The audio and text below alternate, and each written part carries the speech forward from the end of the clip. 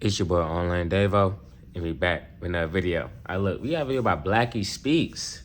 Saweetie finally responds to the allegations.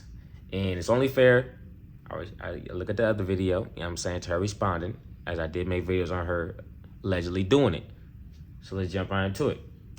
Now, the other day, we spoke about rapper Saweetie, who's been in the news a lot recently for some serious allegations. And since then, things have escalated, to the point where she finally responded to the allegations. So the story was this. A woman who claimed to be her former road manager, her name was Maybach May, went viral Road manager. after accusing Saweetie of basically moving like an escort. She even posted alleged screenshots of Saweetie asking how much she could run it up on Premier League football star Jadon Sancho, who Saweetie is currently dating, implying it wasn't romance, it was just business. And instantly, once those allegations hit the internet, the situation blew up. These niggas really do be blowing the bag just to hit. That shit crazy. Spending shit 5, 10, 50. I mean, to them niggas though, that's like $5 or that's like $10 to like regular people. You know what I'm saying? But yeah, nah, that's crazy. These niggas different. Because it feeds directly into a narrative people have quietly speculated about Saweetie for years, which is that she allegedly treats relationships more like business moves than anything romantic. Now, this was trending for hours and actually days, and it didn't slow down. It kept feeding the conversation online, especially because the accuser, Maybach May, claimed she was only exposing Saweetie because Saweetie, did the dash with her money. She ran with the money, right? And she didn't pay her for these services like she was claiming. And it even got crazier. Running off and someone has all your information and all type of evidence on you is crazy, man.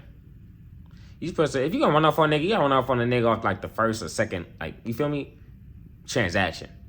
You gonna run off on a nigga like you for 5 years, 10 years? I'm not saying she knew it for that long, but I'm saying, come on, bruh. If you gonna run off correctly. These niggas be tripping and falling. She referred to Jadon Sancho, the Aston Villa player Saweetie is currently dating, as a client, which is obviously a serious accusation because that wording makes it sound like this was never personal, it was strictly transactional. Very escort-like. Now, up until this point, Saweetie had been completely silent, but after watching this spiral for days, she finally decided to respond to the allegations. She put up a statement on her Instagram and didn't deny it softly. She actually fired back with legal action. Her statement specifically said, and I quote, "The recent accusations made about me are false, defamatory, and deeply disturbing. These claims misrepresent the facts and are solely aimed to damage my reputation. This person never managed me.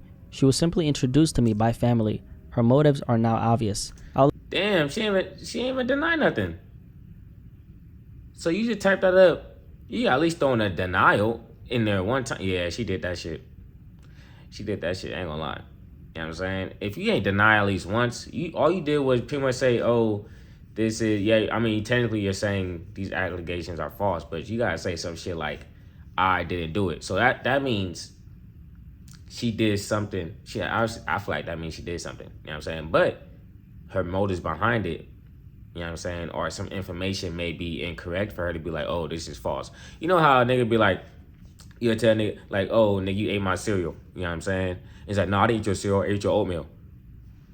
Well, nigga, you still ate some of my shit regardless. You know what I'm saying? So I feel like that's the type of this sort of situation. So let's see. Let the lawyers take it from here. So basically, Saweetie was making it clear this wasn't some internet drama anymore. This is legal territory. And honestly, I think this was the right type of response for a few reasons. First of all, no matter what you or me personally think about Saweetie, she does have the right to defend herself because as far as we know, these are still just allegations. Nothing has been proven, and that's why I think it's innocent until proven guilty. You know what I'm saying? In the court of law or whatever way she finna do it. You know what I'm saying? Like I said, people can have their own personal, judgments or be like their own personal guesses of like, I think so or I don't think so. You know what I'm saying? Because I feel like low-key, random, like regular people being like, oh, I think someone did something, and someone else will be like, oh, I don't think they did something. I don't think it has an effect on what the court of law does. Motherfuckers be like, oh, y'all just be doing this, that, or that. And it's like, them niggas is not finna change they verdict, my nigga, just because a nigga in fucking Kansas said that he thinks she did that shit. Like, come on. important to cover both sides of this conversation. Someone came out and claimed she was involved in something wild. That's their side. But obviously the person making those claims has their own motives, especially if money is involved, which we know. And then you have Saweetie on the other end, who's not just pushing back against the escort allegations, but also against a whole list of other accusations, because it didn't stop there. Maybach May also accused her of doing cocaine, being involved in witchcraft, and even said that liquor is one hell of a mix. So when you have someone coming for you like this publicly. Yeah, she said she playing with her nose and shit too. Damn. Oh yeah, I forgot about that part. Everybody been worried about her, allegedly doing this, that, and that. Shit. Allegedly, you know what I'm saying? Damn. Which one you care about more? Being known as someone who do coke and shit, or known as someone who be getting flown out to get, you know what I mean? Which one worse? I low-key think the coke one worse, I ain't gonna lie. Yeah. Aggressively and throwing around serious accusations, it's deeper than just drama on Saweetie's end. Her name is her vehicle for money, her brand, her image. That's how she gets deals, brand partnerships, sponsorships, appearances. So accusations like this hit directly at her earning power. Now, on the other side of things, even if any of this was true, let's be real, she's not going to come out and admit it. It wouldn't benefit her, obviously. So we're left in that gray area of her word versus the accuser's word. And honestly, I don't think this woman is going to say anything else after this. I mean, Saweetie, at the end of the day, she got resources, she got lawyers, a very powerful team. And if you look at situations like this historically, the bigger celebrity almost always tries to make an example out of the accuser to deter anyone else. But didn't Cardi B do some shit to the other lady that one time? Hey, low-key, I ain't gonna lie. Low-key, I be knowing the shit. You know what I'm saying? I be knowing the shit. I'm a nosy nigga. I be having to stay tapped in. So, but yeah, didn't Cardi B sue somebody for like defamation or some shit a while ago? From trying something like this in the future, right? And then we have 25-year-old Jadon Sancho, who caught a straight bullet in all this, or a couple actually, figuratively speaking. He just got dragged into a bunch of mess, a bunch of gossip, a scandal that has nothing to do with football. Now, speaking of Jadon, the accuser actually went after him as well. She posted another story accusing him of inhaling balloons, laughing gas, I assume, right? What? And even included an alleged conversation where he claimed he wasn't able to reach Saweetie after an argument back in March. Now that What? That nigga had... Wait, hold on. Whoa. See, I didn't know about all this. Damn. So she aired both of them out. I mean, he already got hit by association because, nigga, you bought the bitch. Now tell the bitch to pay up. You know what I'm saying? That's the type of timing she on. But I ain't know bro had like dirt on him too, allegedly. That's a whole other topic, obviously, and I'm not going to go down that path. Very irrelevant to what we're focusing on today. But the point is, I don't think more is coming out right now unless the accuser wants more smoke, which seems very unlikely. But regardless, this is gonna... Honestly, bro, I think this shit I think after this, or like I think this shit gonna die down. Like, I don't think we gonna really get no true answer to this. Yeah, she said she finna do like a legal action, but unless like it turned into some big thing, I don't think nothing real is gonna really come out.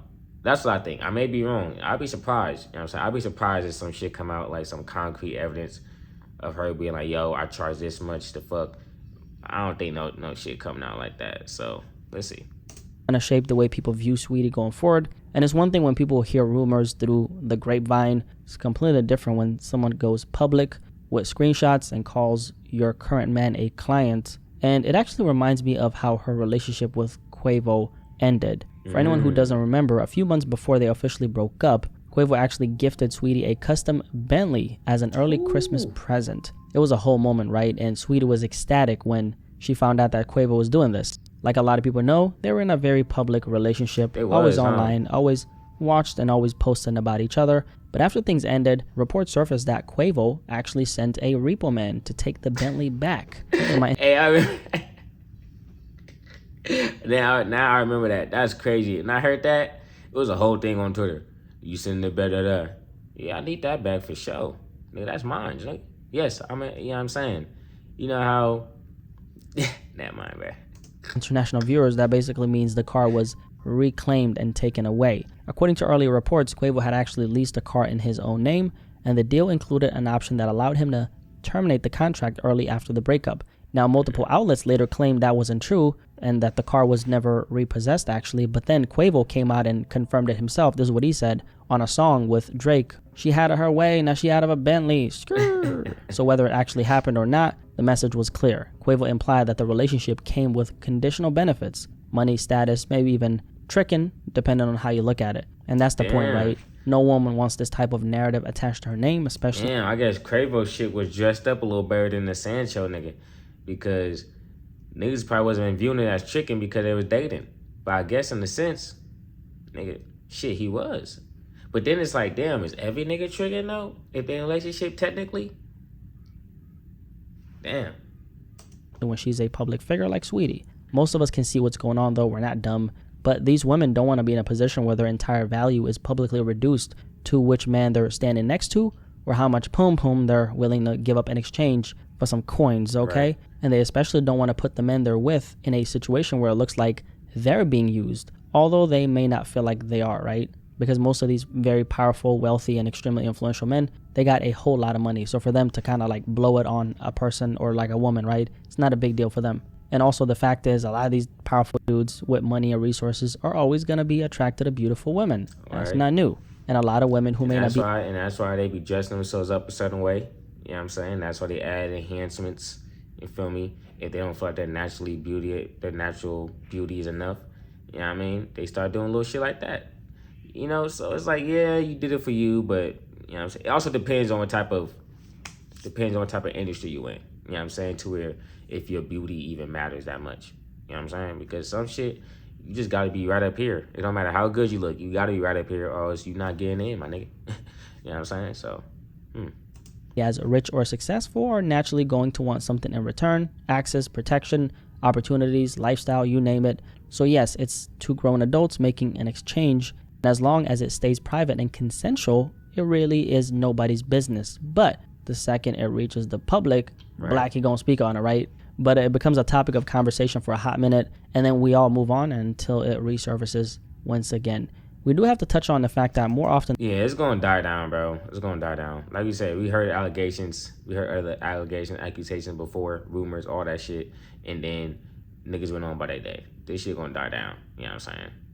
And then not, however, with situations like this, somebody ends up getting taken advantage of. And I'm specifically talking about prostitution, right? And I'm not even saying that's the case here, by the way. I just want to make it very clear. Obviously, these are allegations, right? I'm talking in general. Once money, power, and sexuality mix, that dynamic gets murky real quick. And the issue with normalizing this type of arrangement is that it sends the wrong signal to the world and other people, but especially young women watching. Like as an example, there's already a whole sugar daddy culture that's normalized in a lot of places around the world. I'm sure some of y'all have heard about that, but a sugar daddy is essentially... I mean, I guess, yeah, but niggas have been going for... The older dudes have been going for their younger, you know what I'm saying, for a long time. You know what I'm saying? Since the beginning of time, because that's what, you know, shit, the world was. You feel me? Of just, this is the, you know... We know all about all that weird shit. You know what I'm saying? So that's been happening since the time. And then, but as time went on, you know what I'm saying? The women have gotten more, you know, more power, more knowledgeable, more rights, all that stuff, to where now they're using it to their advantage. You know what I'm saying? It's not a game no more. You know what I'm saying? It's not for survival, but now it's for luxury. You know what I'm saying? So it sends a bad message, but that message is already sent. And this is just someone reading the message out again, reminding people. You know what I'm saying? Where a man with money, usually an older gentleman, funds a woman's lifestyle, usually a younger woman. And in some cases, she may not even give up the the pussy. The guy's just happy to be in close proximity to an attractive woman who makes him feel like she cares, right? But let's be honest, in most cases, she does give it up just enough to keep that income stream flowing to her bank account. And it might be two grown adults making a decision, but that doesn't mean the situation is healthy or balanced. And what's even crazier is these days, I've been personally seeing... Some niggas say they want to live like this, bro. Hugh Hefner? I don't know. Some niggas say they want to live like this, but I don't know, bro. I don't think I could do it, man. I don't know. That's lonely, bro. But I don't want to say it's lonely because some niggas actually generally do enjoy this type of shit, so maybe they're not lonely. But yeah, I couldn't do it, man. Older women, like a lot of older women, literally teaching younger women how to run this type of game online. Like our entire communities and even businesses built around this. So essentially they teach a lot of young women how to target wealthy men, how to study them, how to emotionally manipulate them, and kind of create a situation where you're always coming out on top and you get the money, right? So the question then becomes, Are there any morals in teaching young women to weaponize their feelings, their bodies, and hustle people for cash? I don't think so. With that being said, I wouldn't look at a man as a victim in that situation, just like I wouldn't see Saweetie as a victim if, let's say, you know, what she did with Jadon Sancho was purely transactional, right? If that was the case, I wouldn't look at her as the victim, and then I also wouldn't look at, let's say, a man who's kind of in this sugar daddy dynamic. I wouldn't look at... Nah, them niggas are not victims, bro. Them niggas are not victims. You simping, bro, and you tricking. And that's cool. Do your thing, but you're nowhere close to a victim. You know what I'm saying? If you popping that thing, you feel me, overseas, then pop that thing overseas.